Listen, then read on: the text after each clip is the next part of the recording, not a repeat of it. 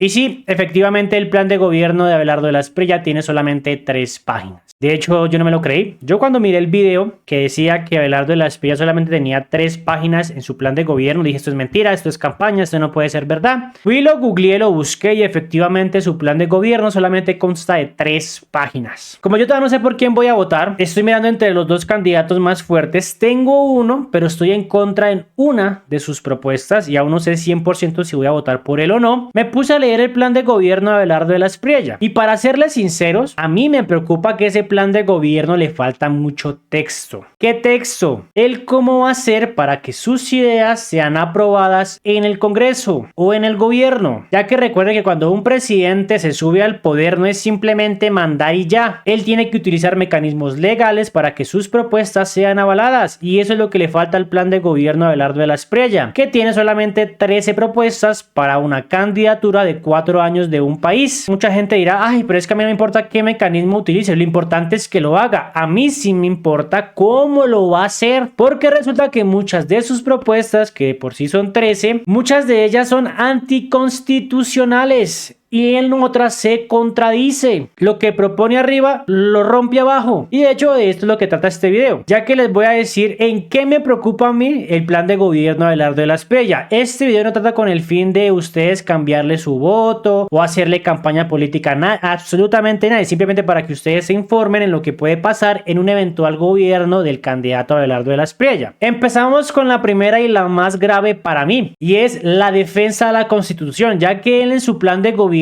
que lo nombra la Patria Milagro, afirma un compromiso de lealtad con la Constitución del 91 y rechaza cualquier constituyente. ¿Qué pasa? Más abajo él propone, por ejemplo, cadena perpetua, retirar de la Corte Interamericana de Derechos Humanos, la provisión de la Constitución de las combinaciones de formas de la lucha, y si el man quiere hacer cumplir sus propuestas o estas 3 propuestas, tendría que reformar la Constitución, porque por ejemplo la cadena perpetua es anticonstitucional y la Constitución lo prohíbe, ya que el man no puede cambiar la Constitución mediante decretos. Si el man quiere, por ejemplo, colocar la cadena perpetua, tiene que convocar a una constituyente y proponer la cadena perpetua. Entonces al final dice una cosa arriba, pero abajo dice otra cosa. La segunda, libertad de prensa. Su plan promete la defensa de la prensa y de las instituciones. ¿Qué pasa? La Fundación para Libertad de Prensa han denunciado un patrón de acoso judicial del candidato, quien ha interpuesto 109 denuncias contra periodistas entre el 2008 y el 2019. Periodistas que lo intentaron debatir o no estaban de acuerdo con su pensamiento, Abelardo los denunció. Y a eso le anexamos que en su candidatura ha insultado a varios periodistas que están en contra o le intentan debatir, o de por sí hay un acoso a una mujer. Pues yo no sé hasta qué punto pueda cumplir esta propuesta. Tercera, discurso anticorrupción y la limpieza inmediata. Primero, el man es fiel defensor a un proyecto anticorrupción, pero luego más abajo propone inyectarle 10 billones de pesos a las EPS con la excusa de que la salud en Colombia empiece a funcionar. Recuerden que las EPS han sido el ente que más ha robado al Estado, se ha comprobado durante décadas. La única diferencia es que los anteriores mandatos eran tan alcahuetas que les daban la plata que ellos mismos se robaban para que le pagaran a las EPS, y por eso tienen un problema con este gobierno, porque tienen una deuda de 37 billones de pesos y esa plata ya se les entregó, sino que simplemente desapareció. No existe esa plata y ellos piden más plata para pagarle a las IPS. Entonces, sí, hablas de anticorrupción, pero luego me estás diciendo que le vas a dar más plata a los más corruptos de Colombia. Y la limpieza inmediata, él propone limpiar en las cabezas de órganos directivos e instituciones públicas. ¿Cuál es la contradicción? Que muchas entidades, como por ejemplo el Banco de la República, la Fiscalía, tienen periodos fijos y son autónomos. El man puede ir a colocar sus representantes, pero venir a meter mano internamente, a cambiar contratos, a sacar unos y a otros no puede, porque esas entidades son autónomas. Los únicos mecanismos por el cual él lo puede hacer son 2: esperar a que esos periodos fijos se cumplan, o montar una constituyente, romper el equilibrio de poderes para que el man pueda meterle mano a esas instituciones que hasta el momento son autónomas. Cuarto, el man propone hacer una reducción al Estado, es es decir, que Colombia no gaste mucha plata más de lo que está haciendo actualmente, pero luego hace promesas donde hace gastos masivos. Por ejemplo, listo, el man propone la reducción del Estado para que Colombia tenga más plata en positivo, pero luego más abajo dice que le va a inyectar 10 billones de pesos a la salud. 10 billones de pesos, es un gasto masivo, y aparte propone la construcción de 10 megacárceles. A mí me gusta la construcción de las megacárceles, pero si arriba dices que vas a recortar para no gastar tanto, pero abajo me estás diciendo que le vas a inyectar 10 billones a las EPS más 10 megacárceles, que se los aseguro que se va más de 10 billones de pesos, y más encima propone la entrega de computadores de conectividad gratuito en todo el país. Sí, estamos hablando de billones de pesos. Entonces al final lo que él promete reducir, por otro lado promete gastar. Entonces al final o haces una o haces la otra. Y la última, va a decirle a los bancos que le presten un 2% a las personas que quieran comprar vivienda. ¿Por qué es contradictorio? Porque primero, el Banco de la República en su tasa está a un 11% de interés, algo que ni este gobierno pudo bajar cuando personalmente él lo pidió, porque el Banco de la República es un ente autónomo. Entonces él no puede venir a prometer que va a hablar con los bancos cuando no tiene la autonomía para que ellos le presten al 2% a las personas. ¿Él cómo lo puede hacer? Número uno, pedirle personalmente a los bancos que presten al 2%. Pero ¿qué pasa? Si un banco presta al 2%, donde la inflación en estos momentos está casi que al 6%,